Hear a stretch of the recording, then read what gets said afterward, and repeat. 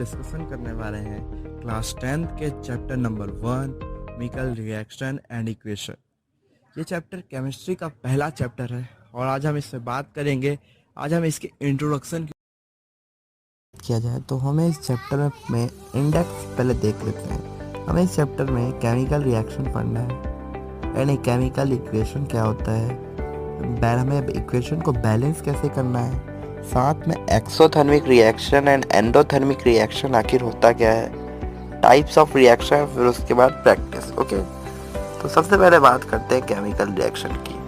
Chemical reaction, जब आप कोई भी सब्सटेंस को एक नया सब्सटेंस फॉर्मेट करते हैं तो उस चीज़ को केमिकल रिएक्शन बोलते हैं। अगर इसे एक सिंपल डेफिनेशन में देखा जाए, the reaction in which transform substance into new substance, एक सब्सटेंस को दूसरे नए सब्सटेंस में परिवर्तन करने को केमिकल रिएक्शन बोलते हैं। क्लियर। और chemical equation, a chemical equation is a statement used in chemistry to represent a chemical reaction.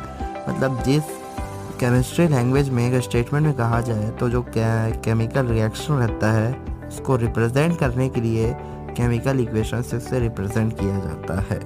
आप बस अभी मोटी मोटी चीज़ बस याद रखिएगा, अलग अलग टॉपिक में से डिटेलिंग में डिस्कशन करेंगे। तो आगे बढ़ते हैं और समझते हैं बैलेंसिंग ऑफ इक्वेशन क्या होता है। हम किसी भी इक्वेशन को जब दोनों साइड से बैलेंस करते हैं तो उसे बोलते हैं बैलेंसिंग ऑफ इक्वेशन। मतलब रिएक्टेंट एंड प्रोडक्ट दोनों जब बैलेंस जाता है तो हम उसे बोलते हैं balancing of equation.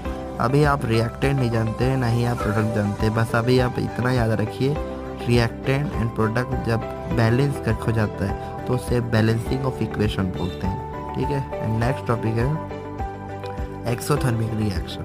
Exothermic reaction को बस इतना याद रखिए, रेवोल्यूशन ऑफ हीट, मतलब हीट को जो रिलीज करता है वो एक्सोथर्मिक होता है। उसका अपोजिट होता है एंडोथर्मिक, जो उस हीट को एब्जॉर्ब करता है, उसे बोलते हैं अब एंडोथर्मिक रिएक्शन। एंड अब बढ़ते हैं types of reaction. Reaction basically यहाँ पे 5 टाइप्स के रिएक्शन दिए गए हैं। Combination reaction, decomposition reaction, displacement reaction, double displacement reaction and oxidation and reduction.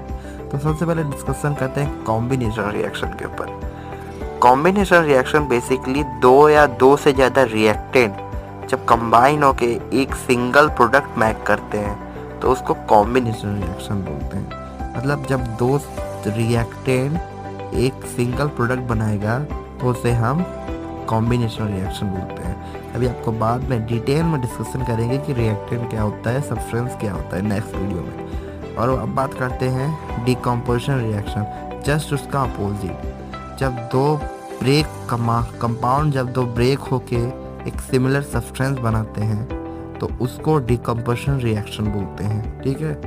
And displacement reaction, जब एक element take the place of another element, एक एलिमेंट जब दूसरे एलिमेंट का प्लेस ले लेता है या उस प्लेस पे चले जाता है तो उसको डिस्प्लेस करता है, तो उसे डिस्प्लेसमेंट रिएक्शन कहते हैं। ठीक है। Double displacement reaction, the reaction in which दो कंपाउंड रिएक्ट, उसमें एक कंपाउंड रिएक्ट होता है, इसमें दो कंपाउंड्स इधर से उधर एलिमेंट्स चेंज हो जाते हैं, यानी कि दो एलिमेंट जो रहते हैं वो इधर हो जाता है उधर हो जाता है। ओके। इन दोनों में डिफरेंस ये है कि वो only one element that change our places, and double displacement reaction they are the both elements that change our places. Okay.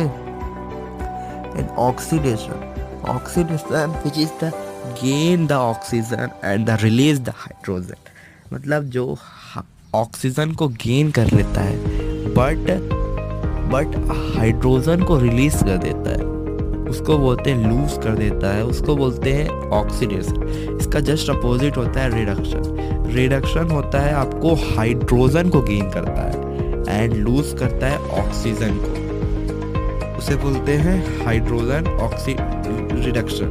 And